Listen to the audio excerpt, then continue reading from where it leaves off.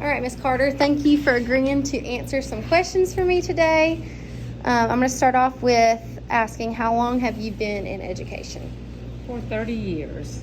Okay, and what made you want to be an instructional coach? I like helping others, and writing was a need at that time, and I love writing, so I just decided to go into that to help with writing, first of all. Cool. All right. What does your day-to-day role look like as an instructional coach? You go in the classrooms and model lessons. Okay. And after you model the lessons, you interact with the teacher and then watch them do some lessons until they get comfortable with the lesson. Okay. That's interesting. I didn't know that y'all did all that. What is the best part about being an instructional coach? Watching someone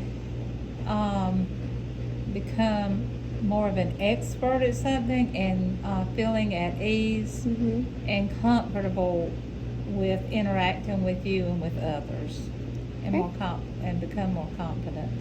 All right. And on the other side of it, what is the most challenging aspect about being an instructional coach? Everyone doesn't like positive. Everyone doesn't like help, and kind of breaking through that area and just pressing on with it until they understand that you're there to help them and not to critique them so much. Yes. Yeah. Okay. Have you ever had a conflict with a teacher you worked with? If so, how was that handled? I haven't. Okay. What has been the most rewarding part of your career? As an instructional coach? You can do as an instructional coach, and then if you've got all around in education, you can. As an instructional coach, watching the teachers come to you, and they just come to you and say, "Oh, I'm using this now, and I'm doing this now, and thank you," and that's been the most rewarding part. Seeing your work pay off. Yes. Good, okay. What is your ideology when it comes to education? All students, as well as adults, learn in different ways, and it is our responsibility to teach them in different ways and do a lot of modeling and a lot of practice so they will feel confident. Okay, yep. All right, and then what are some of your go-to tips for teachers? Model. Yeah. Practice. Use different strategies for different students, and use peer tutoring. A lot of times another student can help a child where you could not reach that student, or an adult. Same way. Sometimes they don't want to hear it from us. It helps when it comes from a friend. Yes. Yes. All right. What do you miss the most about being a general ed teacher? The students. Watching them work and learn, and in the end, they always usually appreciate it. Even though sometimes during it they might not act like they do. In the end, they usually do.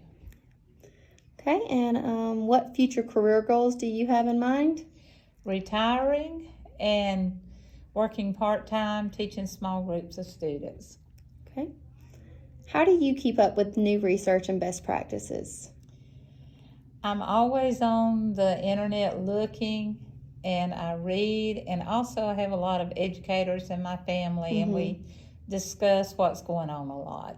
Okay. If you could change anything about your job, what would that be and why? I wish that we had time as teachers to teach more one-on-one. A lot of students need that now, and there's not enough time in the day. There's really not. Would you recommend this career choice to others? Why or why not? Yes, I would. It's very challenging, and sometimes we feel that we're not appreciated, but in the end, we know we're helping students, and they really do, in the end, appreciate you. Yeah.